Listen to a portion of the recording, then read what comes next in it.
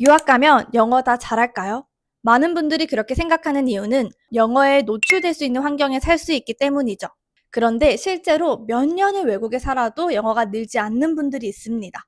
영어를 들을 기회는 충분한데 내가 직접 쓸 말로 연결되지 않기 때문이죠. 만약에 한국에서도 24시간 영어에 노출될 수 있고 그 속에서 내가 쓸 말만 뽑아서 사용할 수 있다면 우리 유학 갈 필요 있을까요? 안녕하세요. 뉴라이프 잉글리시입니다. 여러분은 오늘 어떤 대화를 하셨나요? 생각해보면 사실 우리가 사용하는 표현은 대부분 비슷해요. 어제 한 말, 오늘 한 말. 우리가 일부러 시사 이야기를 하거나 어려운 주제를 꺼내지 않는 한 일상에서 오가는 대화는 굉장히 단순합니다. 그래서 중요한 것은 내가 자주 쓰는 말, 나를 표현하는 말, 나의 하루를 영어로 먼저 말할 수 있어야 돼요. 오늘 영상은 한국에서도 영어 노출을 자연스럽게 하면서 동시에 나에게 맞는, 내 상황에 맞는 영어로 바꾸는 그러한 방법을 알려드리려고 합니다. 초보자분들도 따라할 수 있는 가이드를 알려드릴 테니까 끝까지 시청해주세요. 첫 번째, 본인의 취미를 영어로 바꿔라. 여러분들의 취미는 무엇인가요? 취미야말로 나를 소개하는 가장 자연스러운 방법입니다. 저 같은 경우는 드라마 보기, 독서, 운동이 취미인데요. 그래서 드라마는 한국 드라마에서 미드로, 독서는 한국 책에서 원서로 바꿔 읽기 시작했습니다. 그리고 운동도 영어로 알려주는 컨텐츠를 보고 운동을 하고 있어요. 이렇게 하면 단순히 영어 노출에서만 그치는 게 아니라 내가 필요한 영어를 알 수 있거든요. 예를 들어서 홈트를 할 때 외국인이 설명하는 홈트를 보는 거예요. 처음에는 이해가 안 될 수 있습니다. 그런데 홈트라는 게 한 번 하고 끝나고 또 다시 찾아보고 이러지 않잖아요. 어제 한 거 오늘 하고 오늘 한 거 내일 하고 똑같은 걸 반복하지 않나요? 그러다 보면 팔 올리세요, 고개 숙이세요 이러한 표현들이 이 이미지와 함께 보기 때문에 심지어 반복되기 때문에 머리에 훨씬 오래 기억에 남습니다. 저는 홈트 안 하는데요 라고 하시는 분들 반드시 있을 거예요. 저도 매번 홈트를 하는 건 아닙니다. 달리기를 하거나 이동할 때는 팟캐스트를 듣고요. 헬스장에서 운동할 때는 팝송을 듣고 있어요. 헬스장에서 팟캐스트를 들어봤는데 이 목소리가 너무 나긋해서 힘이 안 나더라고요. 그래서 헬스장에서는 팝송을 듣고 있습니다. 이렇게 내 취미를 영어로 바꿔보기, 그리고 이게 불가능하다면 저처럼 헬스장을 갔을 때 팝송을 듣고 라디오도 팟캐스트로 듣고 취미 활동을 하는 동시에 귀는 영어로 노출시키는 거죠. 다른 취미도 마찬가지입니다. 요리할 때 한국어 유튜버 보는 대신 외국어 유튜버를 보세요. 그럼 여러분의 레시피가 굉장히 다양해질 겁니다. 또 골프가 만약에 취미다라고 한다면 한국어 채널 대신 외국어 골프 꿀팁을 알려주는 채널을 보면 그 내용, 정보가 굉장히 방대합니다. 이렇게 우리가 이미 하고 있는 취미들을 영어로 바꾸면 좋은 점. 첫 번째, 억지로 하는 공부가 아니라 우리가 이미 즐기고 있는 거기 때문에 부담이 없어요. 그리고 두 번째, 한국어로만 접하기 힘든 정보나 컨텐츠들을 굉장히 다양하게 접할 수 있습니다. 그래서 저는 수업을 할 때 항상 수강생들의 취미를 꼭 물어봐요.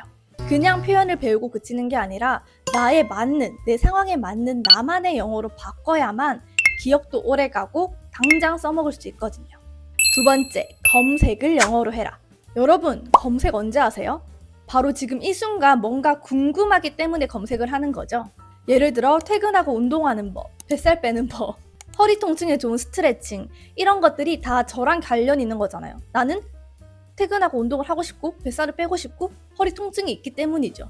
이렇게 영어로 검색을 하면 단순히 정보를 얻는 게 아니라 내가 지금 처한 상황에 맞는 영어를 알 수 있고요. 그렇기 때문에 영어에 노출될 수 있고 또 한국어로 찾아보는 것보다 훨씬 다양한 정보를 받을 수 있습니다.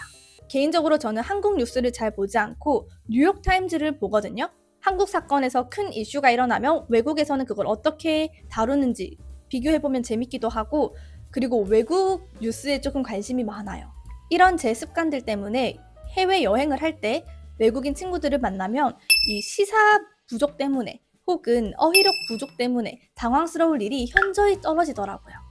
만약에 뉴욕타임즈는 나한테 조금 거부감이 있고 한국에서 하는 뉴스를 영어로 보고 싶다라고 하시는 분들은 Korean Times를 추천드립니다. 한국에서 일어나는 일들을 영어로 기사화해 놓은 사이트입니다.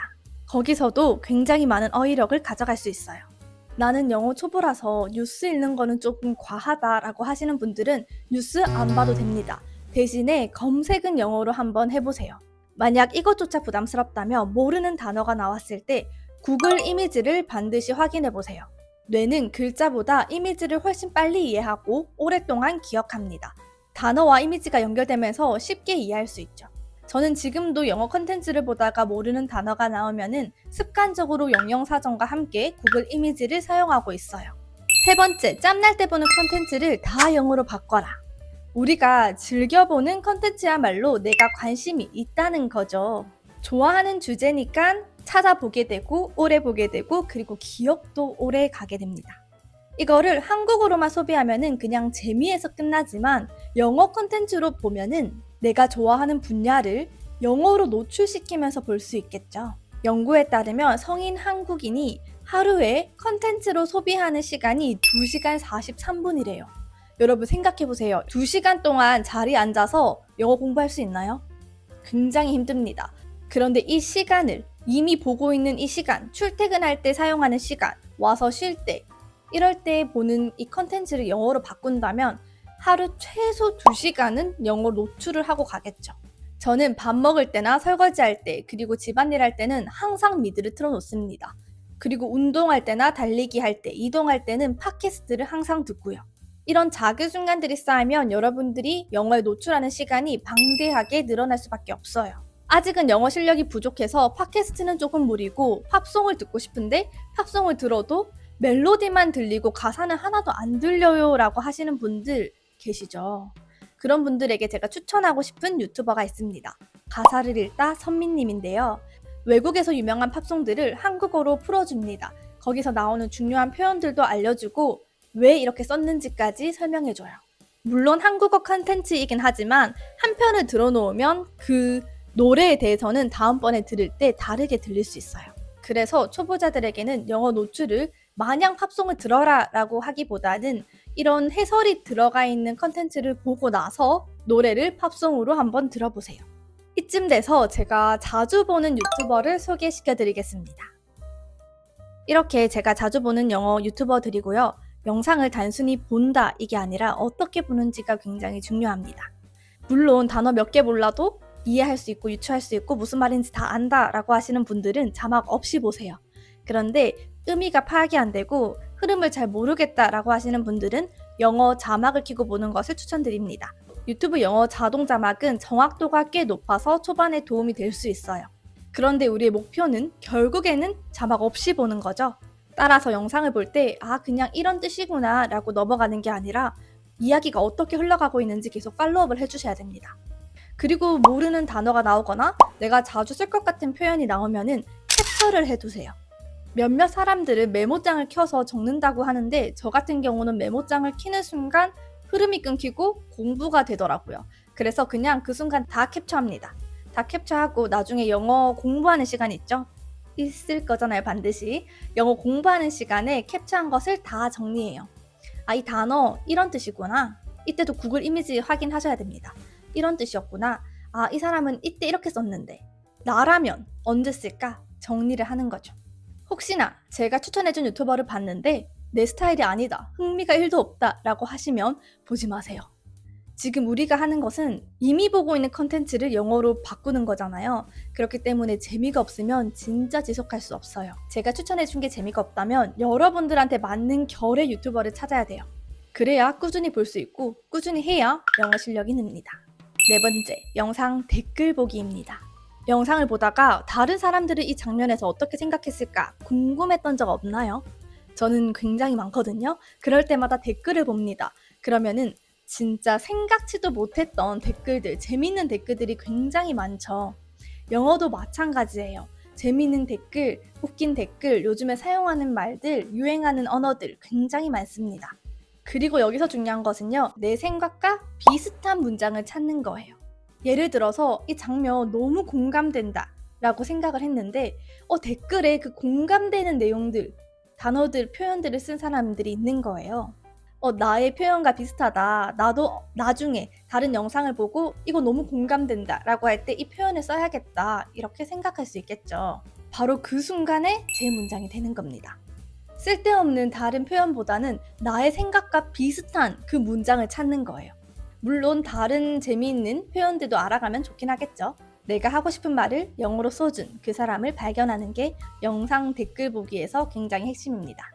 그리고 댓글을 봤는데 굉장히 많이 쓰는 표현이 있고 웃긴 느낌이 드는데 모르겠다 라고 하는 거 있으면 또 구글 이미지로 검색해서 아 이런 표현이구나 알아가면은 여러분들의 어휘력이 확 늘어날 수밖에 없습니다.